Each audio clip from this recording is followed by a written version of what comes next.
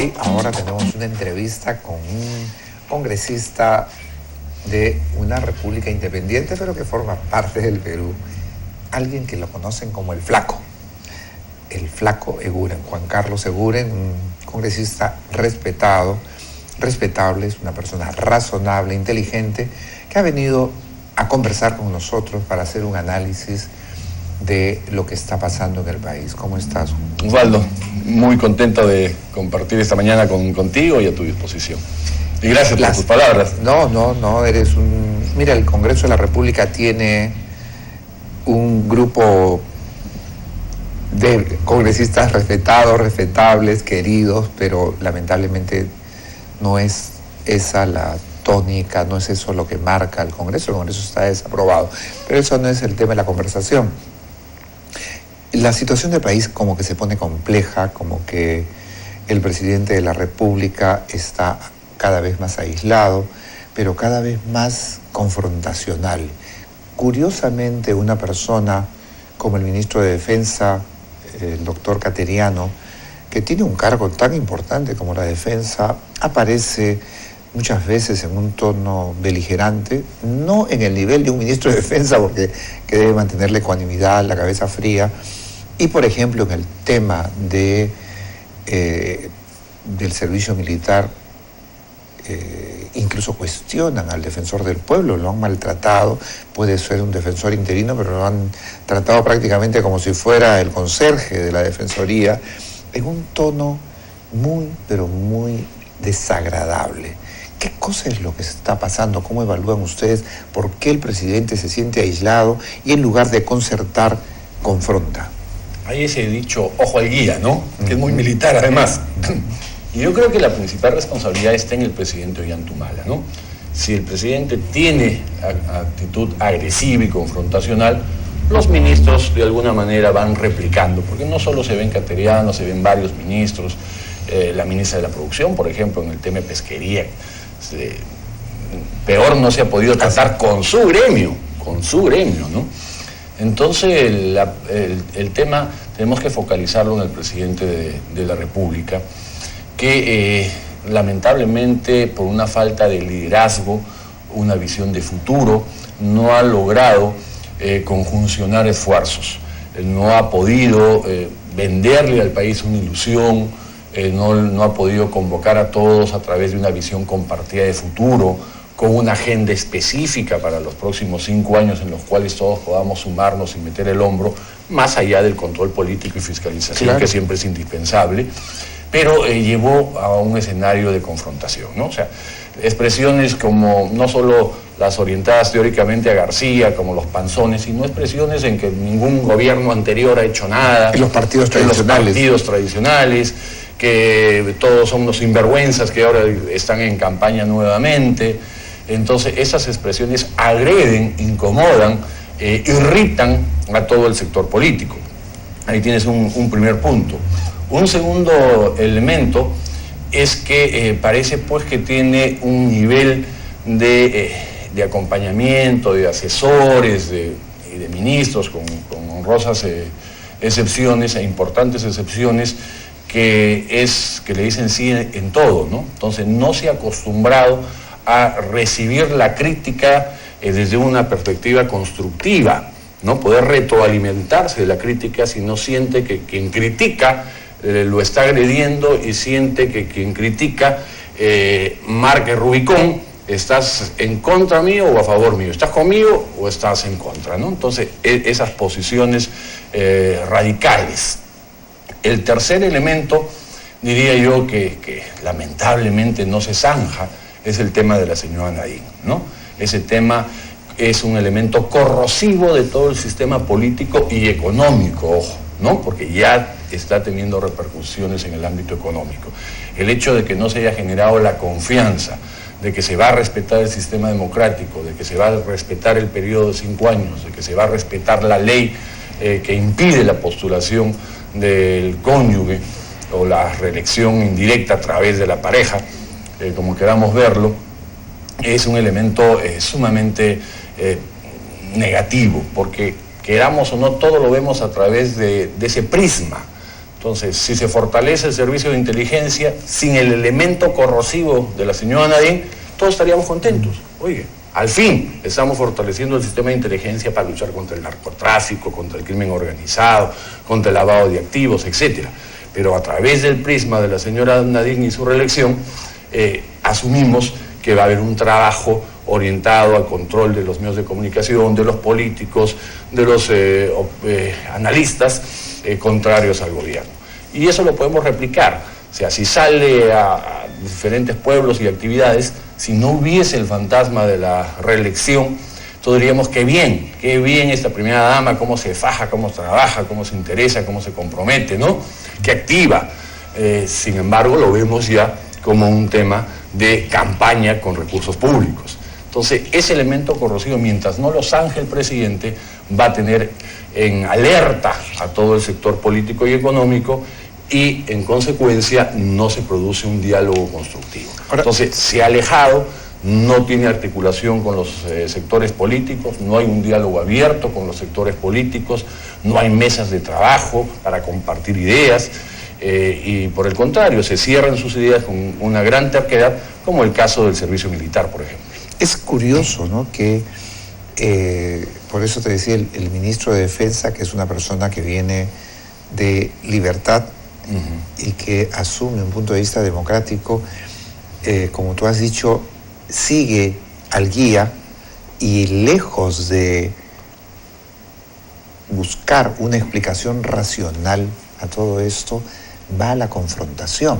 Pero al lado de esta situación interna, también pareciera que hay una presión externa, ¿no? Desde la muerte de Chávez hacia acá, él tuvo expresiones muy extrañas como que Chávez era un ejemplo para el mundo.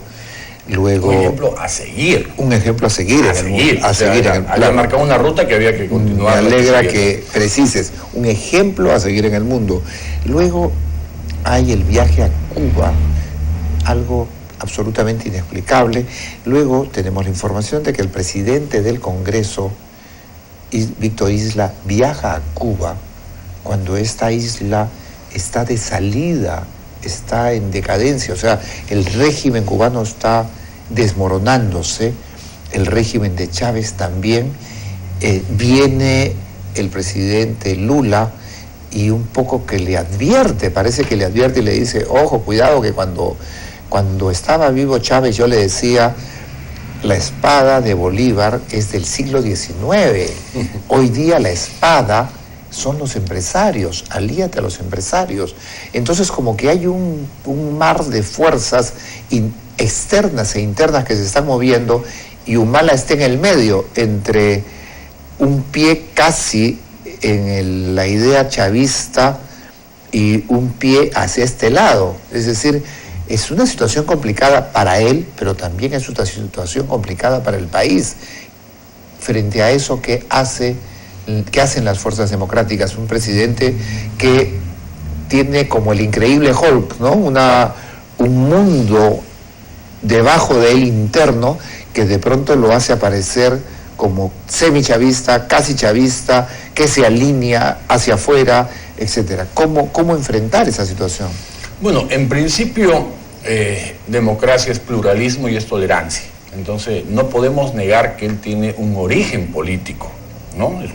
Tiene un origen de ideas estatistas, admirador de Velasco, admirador de Hugo Chávez, admirador de Castro, tiene una base ideológica en ese sentido, pero asumió un compromiso, ¿no? Asumió un compromiso con el país.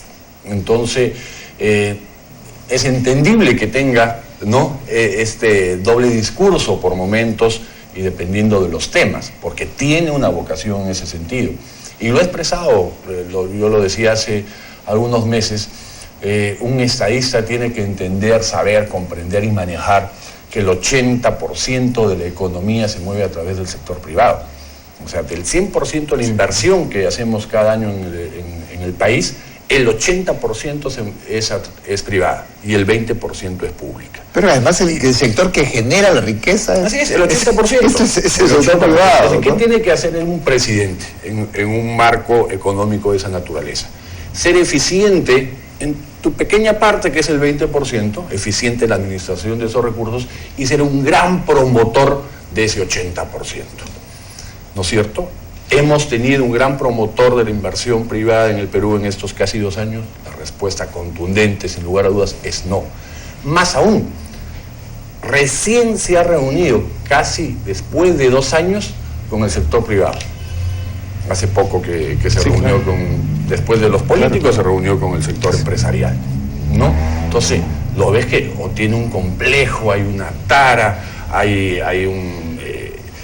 no los quiere, desconfía de ellos, piensa mal de ellos, entonces los ha tenido totalmente alejados. De igual manera los políticos, que los ha convocado por efectos de la Haya, pero un día antes les decía sinvergüenzas y un día después seguía diciéndoles sinvergüenzas, ¿no? Entonces, oye, me das una cachetada en la mañana, en la tarde me invitas a almorzar, supuestamente nos vamos a reconciliar, nos despedimos, nos abrazamos, nos tomamos la foto y en la noche te vuelvo a dar otra cachetada. Entonces es irracional, es un tema bipolar, sí, ¿no? Sí. Entonces, lamentablemente, no se condice con el ideal de presidente, no solo en el Perú, sino en cualquier escenario, un hombre de Estado, ¿no? Un estadista que está mirando cómo construye futuro y no viendo por el retrovisor, criticando a todos los actores. ¿Cómo construyo unidad? Ustedes, el PPC, tiene un nombre añadido, ¿no es cierto? Unidad Nacional. Unidad Nacional, no refiriéndome a unidad nacional, sino a la necesaria unidad nacional, ya ni siquiera para ver el 2021, porque podríamos decir, nos unimos todos en función de grandes objetivos hacia el 2021, continuar creciendo, reducir la pobreza, modernizar la educación, la seguridad ciudadana, gran inversión en infraestructura, construir un país moderno. El tema es cómo nos unimos ahora para otras cosas de repente más pequeñas, como es la lucha contra el crimen organizado, la delincuencia, el narcoterrorismo, que es un flagelo para el país. ¿Cómo nos unimos en este momento para cosas más específicas? Elegir al defensor del pueblo, elegir a los miembros del Tribunal Constitucional, es decir, no estamos haciendo ni la unidad para dar los pasos concretos para institucionalizar al país, ni tampoco nos estamos uniendo para esas grandes metas frente a las cuales todo el Perú debería tener la misma orientación. Claro. Ser un país que, pues, pongámonos, en el año 2021 tenga 10% de pobres, claro, y $9,600 per cápita, por ejemplo. Yo te respondo, para pelear se necesitan 2.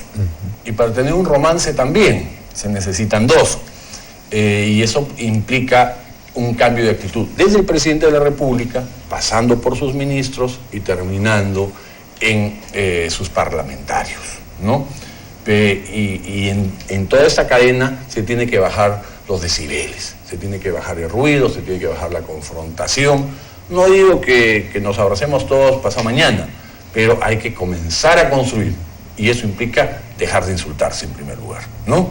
El presidente no puede seguir insultando a los anteriores gobiernos, no puede seguir en esa actitud, porque eso se replica en sus ministros. La ministra de la Producción despotricando del sector pesquero, que han sido sinvergüenzas, que son materialistas, que han depredado el mar peruano, etcétera, etcétera, etcétera, ¿no?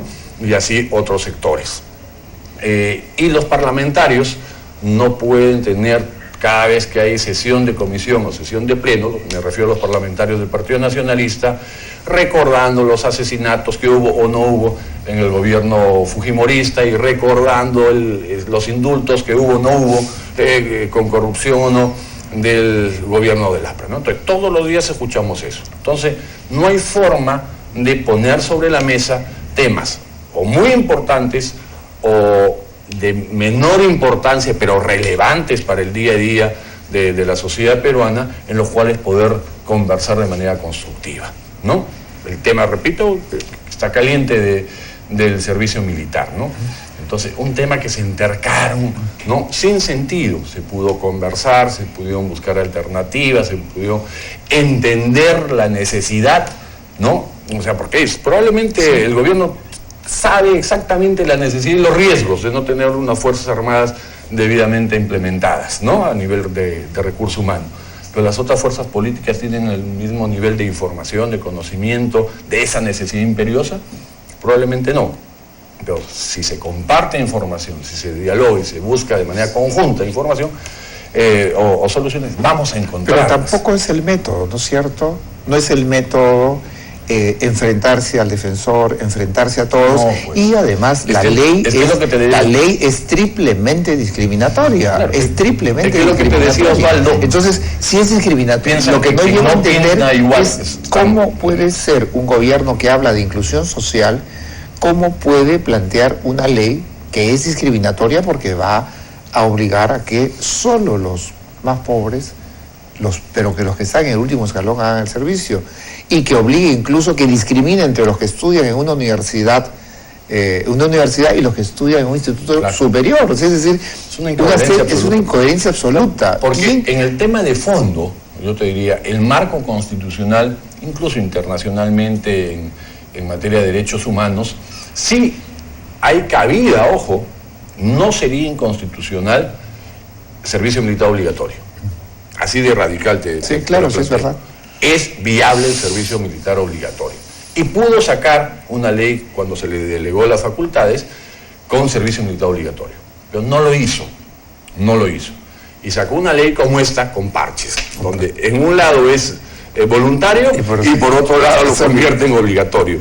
¿Y obligatorio para quién? Para los más pobres. Así es. No, y porque en el tema de la multa es un tema de pobres y no pobres. Y pudientes. ¿No?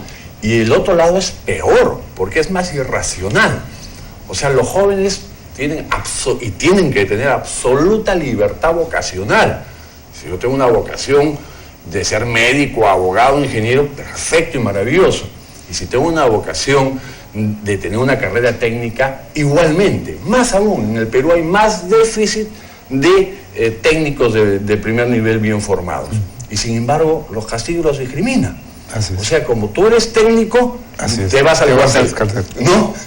Ahora, tú dijiste que un primer paso era bajar los decibeles, pero ¿qué está haciendo la oposición democrática? Las fuerzas democráticas se reúnen, porque ya hay además dentro del gobierno, o mejor dicho, en el Congreso y en el escenario político, el principal aliado del gobierno, el partido Perú Posible, está en una situación lamentable, o sea, con un presidente con claros cuestionamientos por temas vinculados a compras de propiedades que ya no es necesario repetir porque todo el mundo está informado.